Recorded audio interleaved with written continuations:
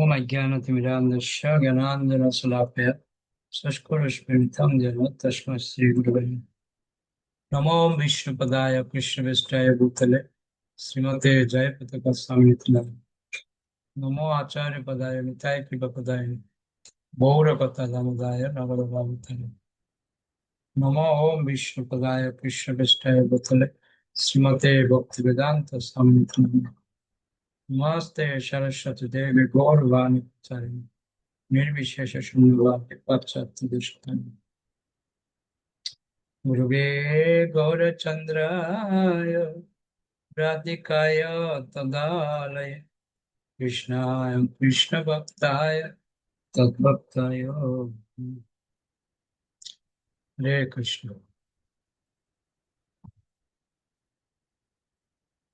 সদনাঞ্জলি মাতাজি পড়ুন।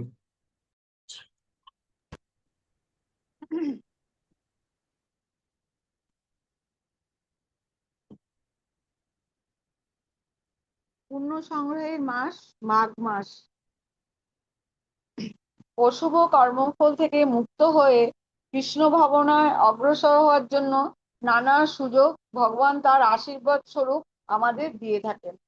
বছরে সেই রকম একটি সময় হলো মকর সংক্রান্তির শুরুতে মাঘ মাস। তিনটি মাস বিশেষ মাহাত্ম্যপূর্ণ। যেমন বৈশাখ মাস হলো বিষ্ণুর উপাসনার জন্য বিশেষ উপযুক্ত সময়। এই সময়ে থাকে নৃসিংহ চতুর্দশী, চন্দন যাত্রা ইত্যাদি নানা পূজা পর্ব। তারপর আসে কার্তিক মাস বা দামোদর মাস, যখন আমরা পূজাদি সহ কিছু কৃচ্ছ সাধন আয়ত্ত করি এবং বিশেষ কোনো কোনো খাদ্য বর্জন করে চলি। আর তৃতীয় মাস হলো মাঘ মাস, যখন ভক্তরা ভগবানের আরাধনা করে তাকে পুষ্প নিবেদন করে থাকে। শ্রী চৈতন্য চরিতামৃতে মাঘ মাসকে শ্রী মাধব বলা হয়েছে। কথিত আছে, যদি যদি বর্ষে মাঘের শেষ ধন্য রাজার পুণ্য দেশ। অর্থাৎ মাঘ মাসের শেষে বৃষ্টি হলে সেটা খুবই শুভ লক্ষণ যুক্ত। মাঘ মাসের শুক্লপক্ষে শ্রী চৈতন্য মহাপ্রভু সন্ন্যাস গ্রহণ করেছিলেন। গৌর পূর্ণিমার সময় তিনি পৃথিবীতে প্রকটিত হন, কিন্তু এই পূর্ণ মাঘ মাসে তিনি তার পিতামাতার শরীরে প্রবেশ করেন এবং 13 মাস পরে ফাল্গুন মাসে তিনি ধরাধামে আবির্ভূত হন। ভক্তি রসামৃত সিন্ধু গ্রন্থের পঞ্চম অধ্যায়ে উল্লেখ আছে যে পদ্মপুরাণের একটি উল্লেখযোগ্য শ্লোকে মহর্ষি বশিষ্ঠ রাজা দিলীপকে বলেছেন, হে রাজন, মাঘ মাসের সকালে স্নান করার অধিকার যেমন সকলেই রয়েছে, ঠিক তেমনই ভগবত ভক্তি অনুশীলন করার অধিকার সকলেরই আছে। পদ্মপুরাণের এই কাহিনীতে বর্ণিত রাজা দিলীপ কোনো সাধারণ রাজা ছিলেন না, তিনি ছিলেন সমগ্র পৃথিবীর সম্রাট। একবার তিনি উপযুক্ত পোশাকাদি পরে বনে গিয়েছিলেন শিকার করতে। শিকারের সমস্ত সরঞ্জাম, ধনুক, তরোয়াল, সাঙ্গ পাঙ্গ, ঘোড়া ইত্যাদি নিয়ে তিনি যাত্রা করেন। ক্ষত্রিয়দের যুদ্ধ করাই ধর্ম, কিন্তু শান্তির সময়ে যখন যুদ্ধ থাকে না, তখন বনে গিয়ে শিকার করার অনুমতি তাদের দেওয়াই আছে। সেবার এক লোভনীয় জন্তুর পেছনে ধাওয়া করতে করতে রাজা দিলীপ গভীর অরণ্যে ঢুকে পথ হারিয়ে ফেলেন। বহুক্ষণ ঘোরাঘুরি করতে করতে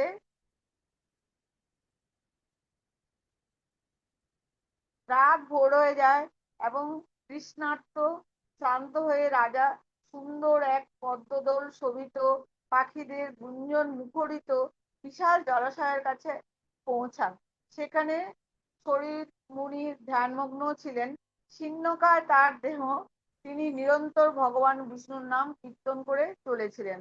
রাজা তাকে দর্শন করা মাত্র শ্রদ্ধাভরে প্রণতি নিবেদন করেন। রাজাকে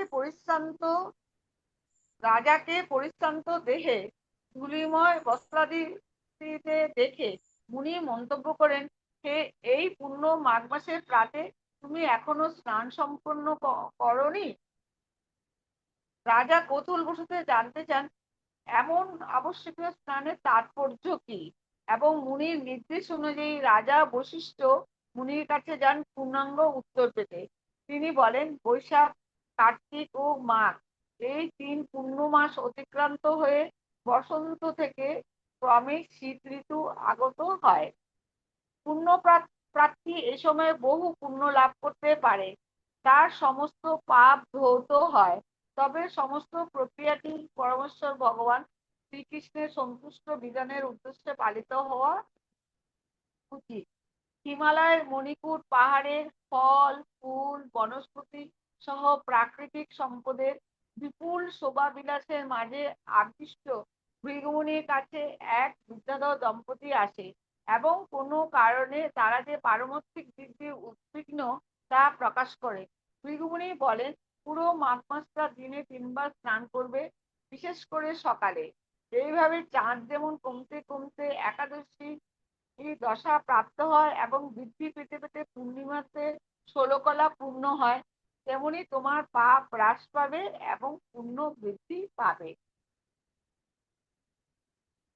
আরো কাহিনী আছে যেখানে বর্ণিত হয়েছে চম্পক ফুলের দ্বারা পূজিত হলে বিষ্ণু কত খুশি হন। এক দুরাচারী রাজা ছিল, সে ছিল পাপী, সূচিক্রিয়া করতো না, নিজের ক্ষমতার অপব্যবহার করত বা বিচারবিহীন ভাবে ইন্দ্রিয় তৃপ্তিতে মগ্ন হতো, লোক ঠকাতো, ঘুষ দিত। ভোটের উপর সে এক অযোগ্য শাসক ছিল। প্রজারা তার প্রতি বীতশ্রদ্ধ হয়ে উঠেছিল। ফলে এক বিদ্রোহী দল গড়ে উঠলো রাজাকে সিংহাসনচ্যুত করবে বলে। এই চারিত্রিক ইতিহাস যার, সে রাজা একবার যায় তার এক বেশ্যা বান্ধবীর সাথে দেখা করতে। মহিলাটি তার বাগানে এক চম্পক গাছের নিচে সুন্দর করে সাজানো বসার জায়গা অপেক্ষা করছিল। কোনোভাবে বিদ্রোহীরা এই সংবাদ পায় এবং তারা এই বাগান বাড়িটি ঘিরে ফেলে এবং সুযোগের ওত পেতে থাকে।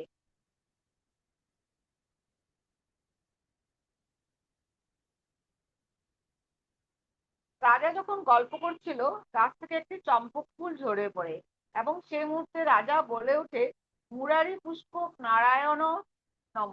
ঠিক যেমন একটা গল্পে আছে, এক ফেরিওয়ালা ঝুড়িতে করে খই নিয়ে যাচ্ছিল, এক দমকা হয় সব খই উড়ে যায়। খইগুলো যখন বাতাসে রয়েছে, লোকটি চেঁচিয়ে বলে দিল, পুরো খই গোবিন্দায় নম। অর্থাৎ মাটিতে যতক্ষণ না পড়ছে ততক্ষণ অবধি তার শুদ্ধ আছে। বিক্রির লাভ যখনই হলো না, শুদ্ধ থাকতে থাকতে গোবিন্দকে নিবেদনের লাভটুকু পেয়ে নেওয়া যাক। যখন সেটা কোনো কাজে লাগছে না, তখন আমরা তা কৃষ্ণকে দিয়ে দিই।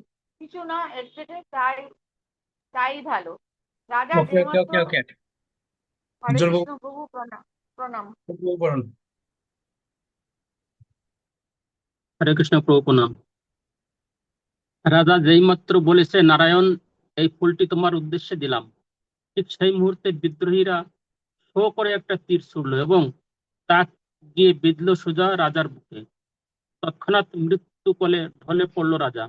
যমদূতেরা তাকে নিয়ে এলো, কারণ সে ছিল পুরোপুরি অধার্মিক পাপাচারী নরাধম।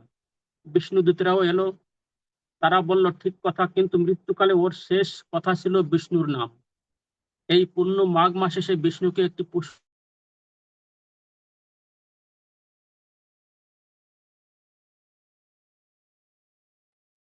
শোনা যাচ্ছে না।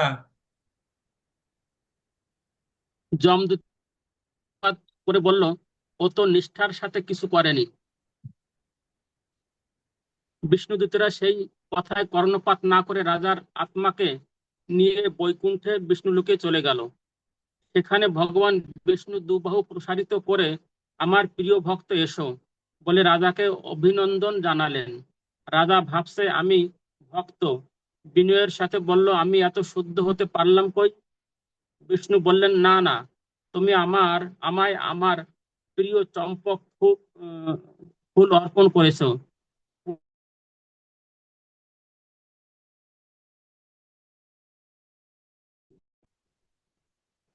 এই কাজ আপনার করে আমার কাছে আসার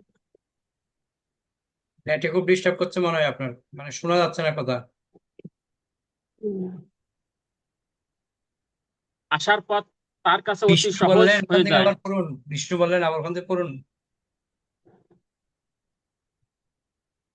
বিষ্ণু বললেন, না না, তুমি আমায় আমার প্রিয় চম্পক ফুল অর্পণ করেছো।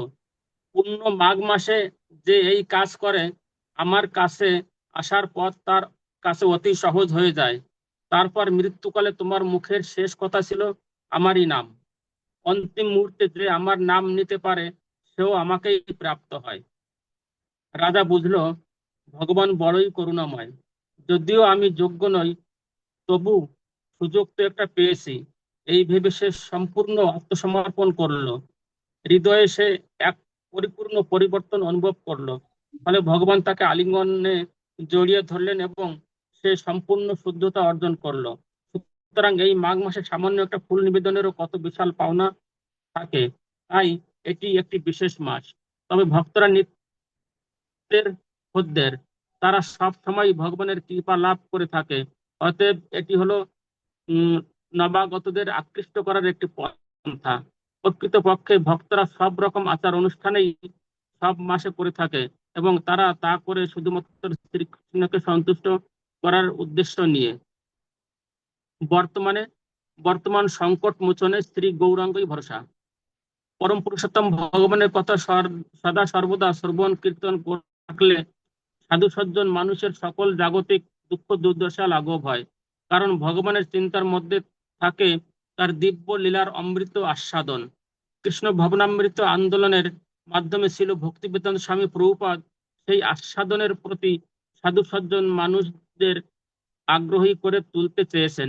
যারা বাস্তবিকই সাধু সজ্জন এবং প্রকৃত অর্থে জড়জাগতিক দুঃখ কষ্ট থেকে অব্যাহতি পেতে চান, তারা ভগবানের লীলা মাহাত্ম্য ছাড়া অন্য কোনো বিষয় চিন্তা করেন না বা কথা বলতে চান না। ভগবান শ্রীকৃষ্ণ এবং তার ভক্তবৃন্দ সম্পর্কে সদা সর্বদা আগ্রহ আকুলতা থাকলে জড়জাগতিক দুঃখ দুর্দশার পীড়ন আর তেমন ভাবে দেহ মনের উপর দৌরাত্ম্য করতে সাহস পায় না। কারণ সেগুলি হলো মায়ার প্রবঞ্চনা মাত্র। তাই যখনই কোনো মানুষ কৃষ্ণ কথা আর কৃষ্ণ চিন্তার আশ্রয় নেয়, তখনই মায়ার দুঃখ দুর্দশার অনুভূতি কোনো এক দিব্য ভাবের স্পর্শে দুর্বল হয়ে পড়ে। এই হলো কলিযুগ। এই হলো কলিযুগে জীবনের সকল দুঃখ কষ্টের নির্মূল করার রহস্য। আধুনিক সমাজে নানা ধরনের ঔষধপত্র আবিষ্কার করা হয়েছে, কিন্তু প্রকৃতিও নিত্য নূতন রোগ ব্যাধির কেলেশ নিয়ে মায়াময় প্রবঞ্চনা সৃষ্টি করছে। দুঃখ কষ্টের সীমা নেই, কিন্তু এই সমস্ত কিছুর ঊর্ধ্বে চলে যাওয়ার অতি সহজ পন্থা রয়েছে। সেই পন্থা মোটেই কঠিন নয়। সত্যম ভগবান শ্রীকৃষ্ণের দিব্য লীলা এবং অপ্রাকৃত কার্যকলাপের চিন্তায় মনকে সদা সর্বদা ভরিয়ে রাখা। শ্রীকৃষ্ণের শুদ্ধ ভক্তদের কার্যকলাপ আর চিন্তাধারায় মগ্ন হয়ে থাকা।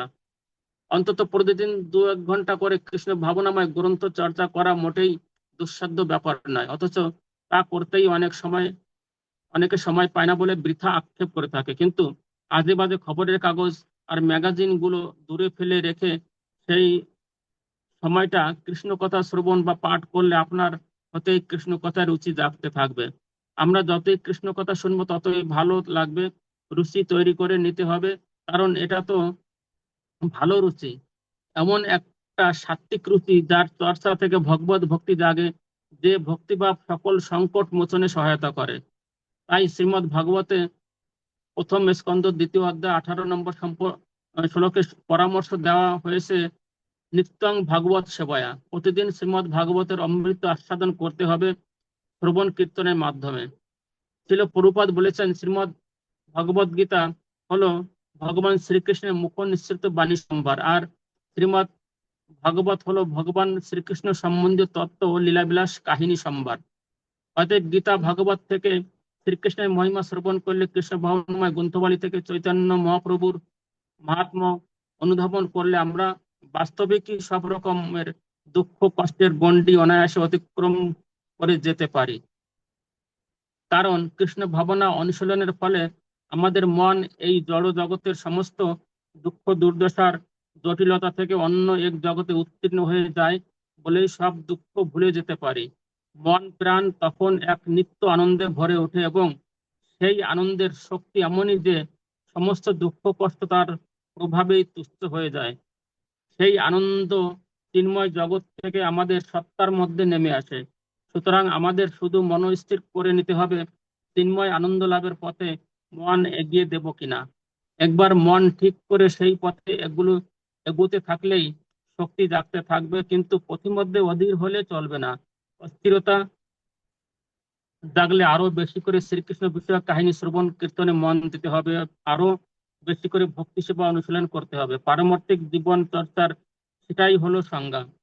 ধর্ম সনুষ্ঠিত পুংসাং বিশ্বক সেন কথা সুজা নোত পাদয়োদ পাদয়েদ যদি রতিং শ্রম এবহি বলম। ভাগবত প্রথম স্কন্ধ দ্বিতীয় অধ্যায় 8 নম্বর শ্লোক। যখনই আমরা আগ্রহ সহকারে ভক্তি বিষয়ক কথা শুনি, তখনই আমাদের পারমার্থিক জীবন চর্চা যথাযথভাবে এগিয়ে চলে। যদি আগ্রহ না জাগে, যদি আকুলতা না জাগে, তাহলে বুঝতে হবে আমরা এখনো ভক্তি মার্গের কনিষ্ঠ পর্যায়ে রয়ে গেছি। অতএব শ্রী গৌরাঙ্গ মহাপ্রভু যে কৃষ্ণ ভাবনার ধারা বয়ে এনেছেন, শিল প্রভুপাদ এবং অগ্রণী ভক্তগণ যে কৃষ্ণ ভক্তি প্রসার করতে চেয়েছেন, তার তাৎপর্য এইভাবে উপলব্ধি করতে হবে। গৌর পূর্ণিমা মহোৎসবের সময় ভক্তরা পরিক্রমায় বেরিয়ে যত কষ্ট পান, কিন্তু যখন আমরা শ্রী চৈতন্য মহাপ্রভুর মহিমা শ্রবণ করি, সেই মুহূর্তে আমরা সমস্ত কষ্টকর পরিবেশটা ভুলে যাই। পরিক্রমা থেকে ফিরে তাদের মুখে হাসি ফোটে, কারণ আমরা অপ্রাকৃত জগতের আনন্দ আস্বাদন করে ফিরে আসি। নবদ্বীপে অদ্বৈত আচার্য যখন দেখেছিলেন মানুষ ইন্দ্রিয় সুখ ভোগে মত্ত হয়ে পারমার্থিক আনন্দ রসের আস্বাদন থেকে বঞ্চিত হয়ে আছে, অথচ তারা সবাই জড়জাগতিক দুর্দুঃখ দুর্দশায় নিমজ্জিত হয়ে রয়েছে, তখন তিনি স্বয়ং মহাবিষ্ণুর অংশ প্রকাশ হলেও চিন্তা করেছিলেন ওই সব বিভ্রান্ত মানুষকে পাণ্ডিত্যের সংকট থেকে উদ্ধার করার জন্য শুদ্ধ ভগবত ভক্তির আস্বাদন দিতে পারেন একমাত্র স্বয়ং ভগবান। তাই তিনি শ্রী চৈতন্য মহাপ্রভুর আবির্ভাবের প্রার্থনা জানিয়ে গৌরাঙ্গ গৌরাঙ্গ বলে কেঁদেছিলেন, তপস্যা করেছিলেন। তিনি উপলব্ধি করেছিলেন বিভ্রান্ত মানুষের সংকট মোচনে শ্রী গৌরাঙ্গই একমাত্র ভরসা। ওকে ওকে ওকে সর্বরূপ হরে আছে। কৃষ্ণ। হরে কৃষ্ণ প্রভু প্রণাম। বাস্তবিকই সংকটকালে ক্লেশমুক্তির উদ্দেশ্যে ভগবত ভক্তি অর্জন করতে হলে, শুদ্ধ কৃষ্ণ প্রেম লাভ করতে হলে স্বয়ং ভগবান শ্রীকৃষ্ণ এবং তার ভক্তমণ্ডলীর অহেতুকী কৃপা অবশ্যই অর্জন করতে হবে। প্রকৃতপক্ষে শ্রীকৃষ্ণ স্বয়ং শুদ্ধ ভক্তি প্রদান করতে বিশেষ আগ্রহী নন, কিন্তু শ্রী চৈতন্য মহাপ্রভু ধরাধামে মহাবদান্য শ্রী গৌরাঙ্গ অবতার রূপে অবতীর্ণ হয়ে সেই শুদ্ধ ভক্তি অকাতরে বিতরণ করে গেছেন। নমো মহাবদান্নায় কৃষ্ণ প্রেম পদায়তে কৃষ্ণায় কৃষ্ণ চৈতন্য নাম্নে গৌরতিষ্যে নমঃ। তাই শ্রী গৌরাঙ্গ মহাপ্রভু ভগবত ভক্তি বিষয়ক উপদেশাবলী অতি সহজে আমরা মেনে চলতে পারি এবং সকল যুগের এই জড়জাগতিক সংকট মোচনের কাজে লাগাতে পারি, যদি আমরা শ্রী গৌরাঙ্গ দেবের পদাঙ্ক অনুসরণ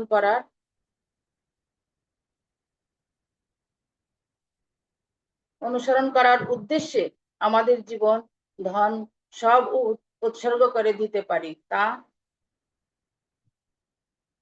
তাহলে সর্বসংকট মোচনের মহৌষধ যে ভগবত ভক্তি, তার ভাবোল্লাস সময় সুলক্ষণগুলি সবই একে একে আমাদের মধ্যে জেগে উঠতে পারে। বাস্তবিক কৃষ্ণ প্রেম অর্জন করার জন্ম জন্মান্তরের সাধনা, কিন্তু শ্রী চৈতন্য মহাপ্রভু অচিরেই তা আমাদের নাগানে এনে দেন। সারা জগতের সংকট মোচনের জন্য সমস্ত মানুষকে ভগবত ভক্তির প্রতি অতি সহজে আকৃষ্ট করার জন্য তিনি যে সংকীর্তন আন্দোলনের পরিকল্পনা করেছিলেন, তা সহজলভ্য অথচ আশু ফলপ্রদ। ইতিহাসে দেখি শ্রী চৈতন্য মহাপ্রভু 1486 সালে আবির্ভূত হন আর 1492 সালে কলম্বাস আমেরিকা আবিষ্কার করলেন। এটা কোনো আকস্মিক ব্যাপার বলে আমি মনে করি না। শ্রী চৈতন্য মহাপ্রভুর প্রকটকালে আমেরিকা আবিষ্কার হলো, আর সেই আমেরিকাতে শ্রী গৌরাঙ্গের নাম কীর্তন আন্দোলন প্রসারে 1965 সালে গিয়েছিলেন শিল প্রভুপাদ এই গৌরভূমি ভারতবর্ষ থেকে। শিল প্রভুপাদের জয় হোক। তিনি আমেরিকা থেকে আন্তর্জাতিক কৃষ্ণ ভবনামিত সংঘের প্রতিনিধি হয়ে সারা পৃথিবীতে গৌরাঙ্গ বাণী প্রচারে বেরিয়ে পড়েছিলেন। গিয়েছিলেন ইউরোপ, অস্ট্রেলিয়াতে, হংকং এ, আফ্রিকায়, রাশিয়ায়। এসবই শ্রী গৌরাঙ্গের দিব্য পরিকল্পনার মতোই হয়েছে, তা মানতেই হবে। আমরা যদি শুধুই সুখ শান্তি অর্জনের দিকে খুঁজে ঝুঁকে পড়ি, কিছুই কিছুটা জড়জাগতিক স্বাচ্ছন্দ্যকে আঁকড়ে থাকতে চাই, তাহলে আমাদের শুদ্ধ অমৃতের আস্বাদন থেকে, কৃষ্ণ ভাবনা থেকে, কৃষ্ণ ভাবনামৃত থেকে বঞ্চিত হয়ে থাকতে হবে। আর তার ফলে আমাদের মন হবে চঞ্চল। ওইসব অনিত্য সুখ স্বাচ্ছন্দ্যের বাসনা থেকেই জাগবে আমাদের চাঞ্চল্য। কিন্তু শ্রী গৌরাঙ্গ বাণী অনুসরণ করে আমরা যদি শ্রীকৃষ্ণ ভক্তি অর্জনের উদ্দেশ্যে ভগবত প্রেমের সন্ধানে আত্মনিয়োগ করি, তাহলে আপনা থেকে আমাদের অপ্রাকৃত সুখ শান্তি আসবে। যে কোনো অবস্থাতে আমরা থাকি না কেন, কৃষ্ণ ভাবনার চর্চা করার সঙ্গে সঙ্গে আমাদের মাঝে প্রকৃত সুখের উন্মেষ ঘটতে থাকবে, সে বিষয়ে কোনো সন্দেহ নেই। আসলে ভগবত ভক্তি চর্চার মাধ্যমে যে প্রকৃত সুখের আস্বাদন রয়েছে তারই সন্ধান করছে প্রত্যেকে, কিন্তু যথাযথ আগ্রহের স্বল্পতার এবং শুদ্ধ ভক্তের কৃপার অভাবে অনেকে তা অর্জন করতে পারছে না। আসছে দ্বারা অথচ অথচ শ্রী গৌরাঙ্গদেব প্রবর্তিত হরিকৃষ্ণ সংকীর্তন যজ্ঞের মাধ্যমে কলিযুগে সব রকম সংকট আর বিপর্যয়ের মুখোমুখি হওয়া যায়। একথা ছিল প্রভুপাদ বিশ্বব্যাপী অগণিত মানুষকে আজ বোঝাতে পারলেও এখনো বহু লোক দ্বিধাগ্রস্ত হয়ে রয়েছে। তিনি দৃঢ়তার সঙ্গে বলেছেন, সুখী হতে হলে শ্রীকৃষ্ণের প্রীতি বিধানের উদ্দেশ্যে হরে কৃষ্ণ মহামন্ত্র কীর্তন করতেই হবে। ভগবান শ্রীকৃষ্ণ প্রীত হলে তার কাছ থেকে দিব্য সুখের ধারা সবার উপরে নেমে আসবে। শ্রীল প্রভুপাদ বলেছিলেন, ভগবত ভক্তি চর্চায় আগ্রহী হতে হলে চিন্ময় ভাবনার একটা ক্ষুধা থাকা চাই।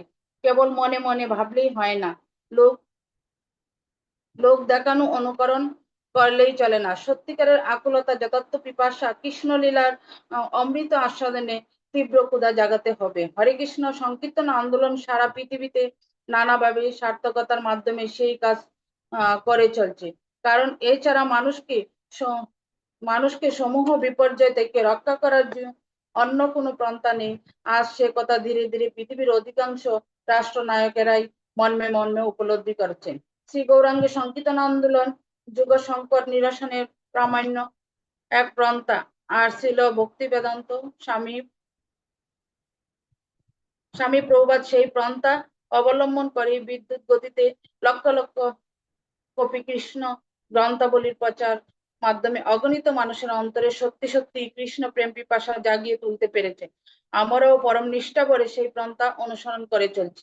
শ্রী গৌরাঙ্গ চরণে প্রণত হয়ে তার কাছে দুঃখ জর্জরিত আমাদের সকলকেই প্রার্থনা জানাতে হবে, এ মহাপ্রভু, আপনার চরণে আমরা আত্মসমর্পণ করলাম। আপনার চরণ ধূলিকণা রূপে আমাদের ঠাঁই দিন। আপনার সংকীর্তন আন্দোলন আমাদের যুক্ত করুন। আমাদের আর কোনো বাসনা নেই। ন ধনং ন জনং ন সুন্দরী কবিতাং বা জগদীশ কাময়ে। শ্রী শিক্ষাষ্টকম। তারই ভাষায় বলতে হবে, আপনার চরণ সেবা ছাড়া আমাদের আর কোনো বাসনা নেই।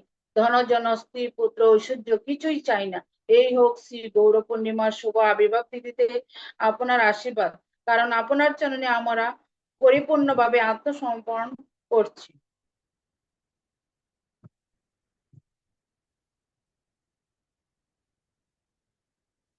এর মধ্যে কোনোই বোঝাপড়া কিংবা আপোষ রফা চলবে না। শুদ্ধ জীবন চর্চার মান উন্নত রাখতেই হবে। শ্রীল প্রভুপাদ সেই কথা আমাদের মনে করিয়ে দিয়েছেন। প্রত্যেকটি ব্যক্তিকে শ্রী গৌরাঙ্গদেব প্রদর্শিত তার শিক্ষাষ্টকে বাণীবদ্ধ নির্দেশ মেনে সহজ সরল জীবন চর্চা অনুপ্রাণিত হতেই হবে। সংকট মোচনের সেটাই একমাত্র ভরসা। এই গৌরাঙ্গ বাণী যে স্বয়ং ভগবানেরই বাণী তার প্রমাণ অনেক আছে, তবে সর্বাপেক্ষা শক্তিশালী প্রমাণ গাথা রয়েছে শ্রীমদ ভাগবতে। কৃষ্ণবর্ণ তিসহ কৃষ্ণ সাঙ্গপাঙ্গস্য পার্শ্বদম যজ্ঞে সংকীর্তন প্রায়ই যজন্তি সুমেধস। ভগবত 11 স্কন্ধ 5ম অধ্যায় 32 নম্বর শ্লোকে বলা হয়েছে। শ্রীল জীব গোস্বামী এই শ্লোকটির বিশ্লেষণ করে বলেছেন, শ্রীকৃষ্ণ গৌরকান্তি ধারণ করে অবতীর্ণ হবে। সেই গৌরাঙ্গ শ্রীকৃষ্ণই হচ্ছেন শ্রী চৈতন্য মহাপ্রভু, যাকে বুদ্ধিমান মানুষেরা এই যুগে আরাধনা করে থাকেন। সেই আরাধনায় শ্রীকৃষ্ণের নাম সংকীর্তন প্রাধান্য লাভ করবে, কারণ কলিযুগে ব্যাপকভাবে শ্রী গৌরাঙ্গ প্রবর্তিত হরে কৃষ্ণ মহামন্ত্রী মানুষের একমাত্র ভরসা।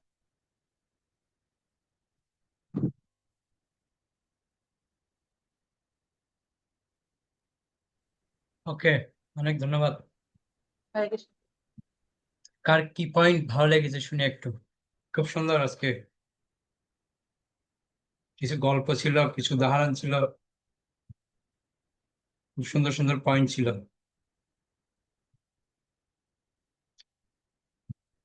একটা পয়েন্ট যদি আপনাদের ভালো থেকে থাকে তাহলে পড়াটা সার্থক হবে। ওকে,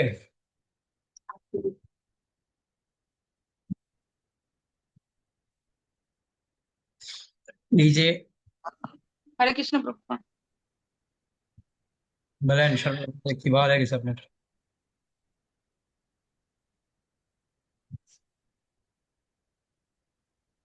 হরে কৃষ্ণ প্রভু। এই যে রাজা যে ওই চম্পক ওই একটা বেশ্যার এখানে বসেছিল, ওই গল্পটা ভালো লেগেছে।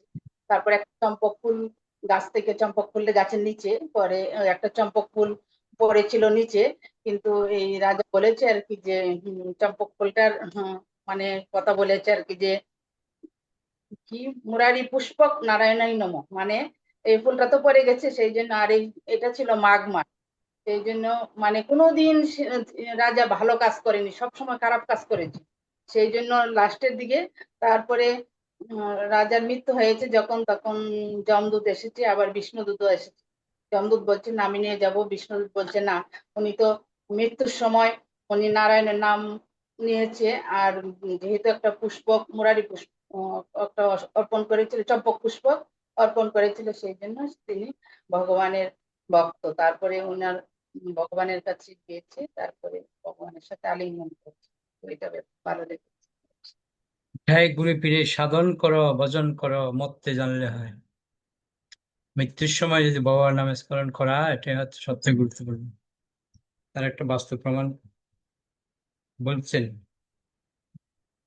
গুরু মহারাজ, বলছেন যে মৃত্যুর সময় যেন আমরা বাবার নামে স্মরণ করতে পারি, এটাই বিশেষ করে বোঝাচ্ছেন। ওকে, অনেক ধন্যবাদ সবাইকে। মঞ্চা কল্পতরুভ্যশ্চ কৃপা সিন্ধুভ্যেব চ পতিতানাং পাবনেভ্যো বৈষ্ণবেভ্যো নমঃ। অনন্তর বৈশ্য বৃন্দা কি যায়, নিতাই গৌর প্রেমানন্দে। তো আমি এটাই আশা করব আপনারা সবাই কমসে কম সারাদিনে, রাত্রিবেলা হলো, সারাদিন যদি সময় না পান, রাত্রিবেলায় কমসে কম আমাদের সাথে 8 ঘন্টা, 9টা থেকে 9:30, 8 ঘন্টা গ্রন্থ অধ্যয়ন করুন। এটাই আপনাদের কাছে প্রার্থনা। আপনারাও শুনুন, অপরকে শুনতে এটা উৎসাহিত করুন। সবাইকে বলুন যে আমরা রাত্রিবেলা বসে ভগবানের প্রিয় ভক্তের কথা আমরা শ্রবণ করব। এটাই সবাই সবার মধ্যে প্রচার করুন। উজ্জ্বল বর্ণ প্রভু। হরে কৃষ্ণ প্রভু প্রণাম। প্রভু আমার এখানে একটা ভক্ত আছে, এই ভক্তটা মানে চৈতন্য চৈতামৃতের উপরই ইন্টারেস্টিং বেশি। সে গীতা বেশি পড়ে না, শুধু চৈতন্য চৈতামৃত পড়ছে। এটা কি তাকে কিছু বলতে হবে? গীতা পড়তে চাইছে না, না, তাহলে কি করে হবে? প্রাইমারি স্কুলে না গিয়ে যদি সে ইউনিভার্সিটি গেলে কি করে হবে? সে গীতা বলছে, পড়তে হবে প্রথমে। সে বলে কি আমি চৈতন্য চৈতামৃত পড়ে খুব ইন্টারেস্ট পাই। এটাই বলছে। না, গীতা পড়তে হবে, ভাগবত পড়তে হবে, চৈতন্য চৈতামৃত, তার ধাপে ধাপে পড়তে হবে। হ্যাঁ, তিনটাই ব্যালেন্স করতে হবে। গীতাও পড়ছে, ভাগবত পড়ছে, চৈতন্য চৈতামৃত পড়ছে, সেটা ঠিক আছে, মেনে নেওয়া যায়। কিন্তু গীতা পড়বে না, ভাগবত পড়বে না, ডাইরেক্ট চৈতন্য চৈতামৃত, কিছুই বুঝতে পারবে না, সে বিভ্রান্ত হয়ে যাবে। গীতা তো অবশ্যই পড়তে হবে। ওকে, বলবেন এটা হ্যাঁ। ব্যালেন্স করতে হবে। ওকে, বৈশ্য প্রণাম। বঞ্চা কল্পতরুভ্যশ্চ কৃপা সিন্ধুভ্যেব চ পতিতানাং পাবনেভ্যো বৈষ্ণবেভ্যো নমঃ।